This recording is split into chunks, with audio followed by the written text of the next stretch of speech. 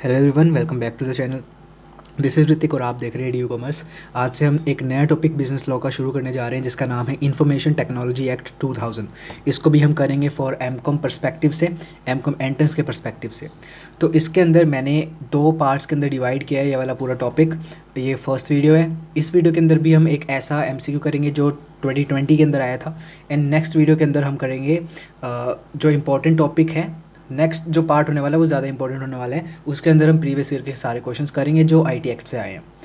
तो मैंने इसको सिर्फ दो पार्ट्स के अंदर इसलिए डिवाइड किया है क्योंकि ज़्यादा कुछ इंपॉर्टेंट नहीं है।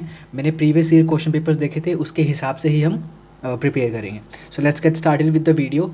बेसिक नॉलेज इसकी जानना इतना ज़रूरी नहीं है।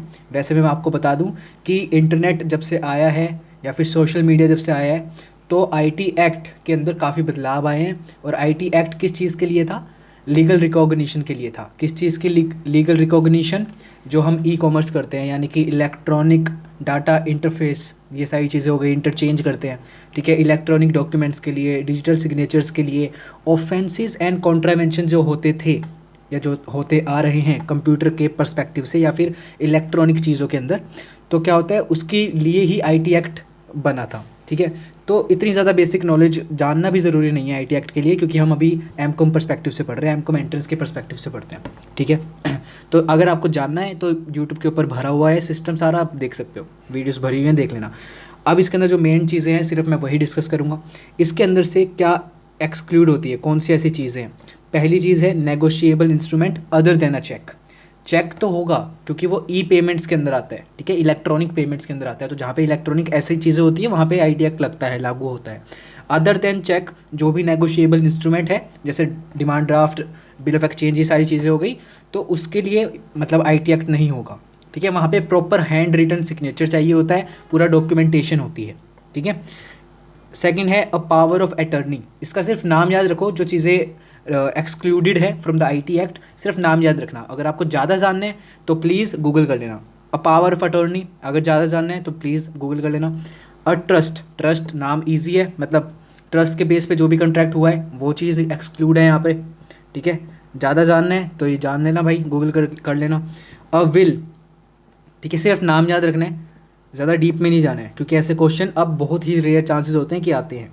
फिफ्थ है एनी कॉन्ट्रैक्ट ऑफ सेल। अगर वो कॉन्ट्रैक्ट ऑफ सेल है तो उसको कौन डील करेगा? Sale of goods act deal करेगा, ठीक है, ना कि आईटी एक्ट। और एक सबसे इंपॉर्टेंट चीज़ इमूवेबल प्रॉपर्टी। जब भी कोई हम इमूवेबल प्रॉपर्टी सेल करते हैं या फिर हम परचेज़ कर रहे हैं तो क्या होगा, उसकी जो चीज़ें होती है ना वो हैंड रिटन चीज़ें होती है, यानी कि डॉक्यूमेंटेशन करवाना पड़ता है, रजिस्ट्रेशन होती है, हैंड रिटन सिग्नेचर चाहिए होते हैं, तो इसलिए उसको आईटी एक्ट से दूर हटाया गया है, ठीक है, एक्सक्लूड किया गया है। या फिर कोई भी ऐसा डॉक्यूमेंट जो कि सेंट्रल गवर्नमेंट ने in the official gazette notify किया गया हो, ठीक है, बाय द सेंट्रल गवर्नमेंट। तो ये कुछ सारी चीज़ें थी जो कि आईटी एक्ट से एक्सक्लूडेड है। आगे बढ़ते हैं। अब देख लेते हैं कि आईटी एक्ट के ऑब्जेक्टिव्स क्या थे। सबसे पहली चीज़ लीगल रिकॉग्निशन देना इलेक्ट्रॉनिक ट्रांजैक्शन वाली चीज़ों को। इलेक्ट्रॉनिक ट्रांजैक्शन कह सकते हो या फिर इलेक्ट्रॉनिक डाटा इंटरचेंज कह सकते हो, जिसे हम ईडीआई कहते हैं, ठीक है, ईडीआई। या फिर कह सकते हैं इलेक्ट्रॉनिक कॉमर्स, उसको फैसिलिटेट करने के लिए या फिर उनको लीगल रिकॉग्निशन देने के लिए आया आईटी एक्ट, ठीक है, उसके अंदर था, सारी चीज़ें थी। सेकेंड है to give legal recognition to digital signature, ठीक है, डिजिटल सिग्नेचर को एक लीगल रिकॉग्निशन देना। क्यों देना, क्यों, मतलब किस लिए यूज़ आता है डिजिटल सिग्नेचर? कि हम ऑथेंटिकेशन कर सकें एनी इन्फॉर्मेशन की, ऑथेंटिकेशन यानी कि प्रूफ दे सके, ठीक है, कि ये जो हम प्रोवाइड करवा रहे हैं आपको डॉक्यूमेंट्स या फिर इन्फॉर्मेशन ये सही है, ठीक है। तो वहाँ पे हमारा डिजिटल सिग्नेचर लगता है, तो उसको एक लीगल रिकॉग्निशन देना, ठीक है। सेकेंड है to facilitate e filing of documents, ठीक है।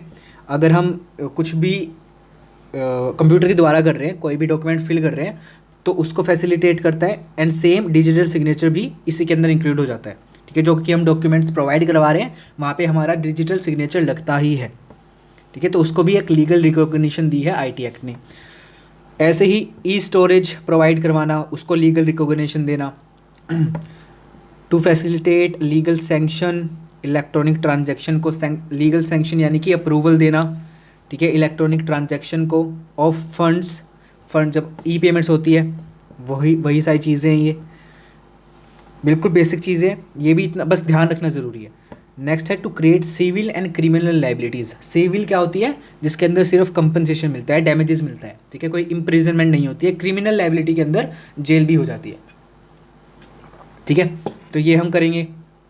ये वाला टॉपिक थोड़ा सा इंपॉर्टेंट है, इसी की पॉइंट ऑफ व्यू से मतलब कि कितने चार्जेस लगेंगे, क्या पेनल्टी होगी, यहीं से ही क्वेश्चन आए हुए हैं पिछले 2 सालों के अंदर। तो वो हम करेंगे, कोई दिक्कत वाली बात नहीं है। आगे बढ़ते हैं।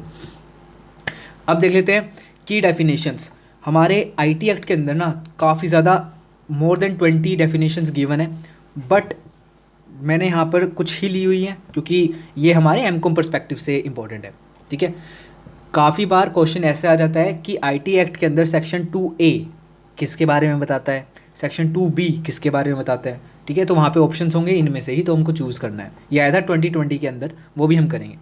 तो पहले हम डिस्कस कर लेते हैं सेक्शन 2A, यानी कि एक्सेस। नाम से पता चल रहा है किसी को ग्रांट करना परमिशन या फिर एंट्री दे देना किसी चीज़ के अंदर, ठीक है। It means gaining entry into something, ठीक है। तो उसको हम कहते हैं एक्सेस। बट कंप्यूटर के पॉइंट ऑफ व्यू से हम क्या कहेंगे, एक लॉजिकल, अर्थमेटिकल या फिर मेमोरी फंक्शन करना जिसकी वजह से एंट्री मिल रही है किसी पर्टिकुलर चीज़ को उस चीज़ के अंदर, ठीक है, वो होता है एक्सेस। क्या करना, logical, arithmetical and memory function करना या फिर कम्युनिकेट करना, ठीक है, कंप्यूटर सिस्टम के अंदर ही, जिसकी वजह से उसको एक्सेस मिल जाए। Second is addressee. एड्रेसी जिसको ओरिजिनेटर पहुंचाना चाहता है एक इन्फॉर्मेशन, ठीक है, इसके अंदर कोई इंटरमीडियरी इन्वॉल्व नहीं होती है, डायरेक्टली एड्रेसी को पहुंचाना चाहता है वो इलेक्ट्रॉनिक रिकॉर्ड, सिंपल है। Third is adjudicating officer. जो भी कुछ फ्रॉड होता है, कन्वेंशन होता है, ऑफेंस होता है, तो उसके अंदर इसका रोल होता है, ठीक है। ये कोर्ट के इक्विवेलेंट होता है, तो सारे जो प्रोसीजर है वो यही करता है, ज़्यादा हमें जानने की ज़रूरत नहीं है इसके अंदर भी। Affixing electronic signature. अब डिजिटल सिग्नेचर और electronic signature they both are different, ठीक है। इलेक्ट्रॉनिक सिग्नेचर के अंदर ही आ जाता है डिजिटल सिग्नेचर। तो सेक्शन 2D के अंदर बोला गया है अफिक्स करना इलेक्ट्रॉनिक सिग्नेचर, यानी कि ऑथेंटिकेशन दे देना टू द पर्टिकुलर इन्फॉर्मेशन को, ठीक है। नेक्स्ट है असिमेट्रिक क्रिप्टो सिस्टम। ये बताया गया है 2 सेक्शन, सब सेक्शन F के अंदर, सब क्लोज F के अंदर। इसका मतलब क्या होता है, सिक्योर करके रखना सिस्टम को किस चीज़ से, एक की पेयर से, एक की पेयर से, जिसके अंदर 2 चीज़ इंक्लूड हो जाती है, पब्लिक की एंड प्राइवेट की। पब्लिक की एंड प्राइवेट की। प्राइवेट की किस लिए यूज होती है, कि हम डिजिटल सिग्नेचर बना सकें, ठीक है, डिजिटल सिग्नेचर को क्रिएट कर सकें। एंड पब्लिक की किस लिए होती है, to verify the digital signature, ठीक है। जो यहाँ से हमने डिजिटल सिग्नेचर बनाया है उसको पब्लिक की से वेरीफाई कर लिया जा सके, इसी का ही मतलब होता है असिमेट्रिक क्रिप्टो सिस्टम। इसके अंदर 2 चीज़ इंक्लूड है, जो कि है की पेयर। की पेयर के अंदर पब्लिक की एंड प्राइवेट की। प्राइवेट की होता है डिजिटल सिग्नेचर बनाने के लिए, पब्लिक की होता है उसको वेरीफाई करने के लिए, ठीक है। ये भी क्लियर हो गया। अब हम बढ़ते हैं सर्टिफाइंग अथॉरिटी। जो भी अथॉरिटी देगा, यानी कि गवर्नमेंट की बात हो रही है या फिर जो भी लीगल चीज़ें करेगा उसकी बात हो रही है, ये भी ज़्यादा इंपॉर्टेंट नहीं है। 2G के अंदर है, ठीक है, याद रखना। 2P के अंदर है हमारा डिजिटल सिग्नेचर। डिजिटल सिग्नेचर क्या होता है, ऑथेंटिकेशन प्रोवाइड करवाता है टू सम इन्फॉर्मेशन, ठीक है, कि अप्रूवल देता है अपना या फिर प्रूव देता है, ठीक है, पर्टिकुलर इन्फॉर्मेशन के लिए, उसे कहते हैं डिजिटल सिग्नेचर। अब 2 चीज़ इंपॉर्टेंट है, प्राइवेट की एंड वर्सेस पब्लिक की। ये देख लेते हैं क्या होता है। प्राइवेट की एक सीक्रेट की होती है, ठीक है, मतलब उस पर्टिकुलर बंदे ने जिसने बनाई है ना, उसी को ही पता होगा, है ना, कि known only to the owner और subscriber. But public key non secret होती है, नॉन सीक्रेट होती है, widely distributed to the public, जिससे हम वेरीफाई कर सकें हमारी डिजिटल सिग्नेचर। क्लियर है। फंक्शन क्या होता है प्राइवेट की का, private key is used by the subscriber to create digital signature, है ना। अभी मैंने पिछली स्लाइड में आपको बताया, प्राइवेट की यूज़ होती है ताकि हम बना सकें डिजिटल सिग्नेचर, और पब्लिक की यूज़ होती है कि हम उस डिजिटल सिग्नेचर को वेरीफाई कर सकें। ईजी। लिस्टिंग, प्राइवेट की is not listed in the digital signature certificate, ठीक है, क्योंकि वो प्राइवेट बंदे की होती है, सब्सक्राइबर की होती है। पब्लिक की is listed in the digital signature certificate. Simple था, ये भी हो गया क्लियर। आगे बढ़ते हैं। तो ये रहा 2020 का क्वेश्चन आया हुआ है, बता दो क्या आंसर हो सकता है। Section 2A of the IT act defines, बताइए। अब 10 सेकंड और दे रहा हूँ। 10, 9, 8, 7, 6, 5, 4, 3, 2, 1। ठीक है, तो आंसर क्या है इसका? Access is the answer. 2A के अंदर इसको बताया गया है, 2B के अंदर इस भाई को बताया गया है, एड्रेसी को, है ना। एजुकेटिंग ऑफिसर 2C के अंदर बताया गया है, अप्रोप्रिएट गवर्नमेंट बताया गया है 2E के अंदर। ठीक है, बिल्कुल इजी था।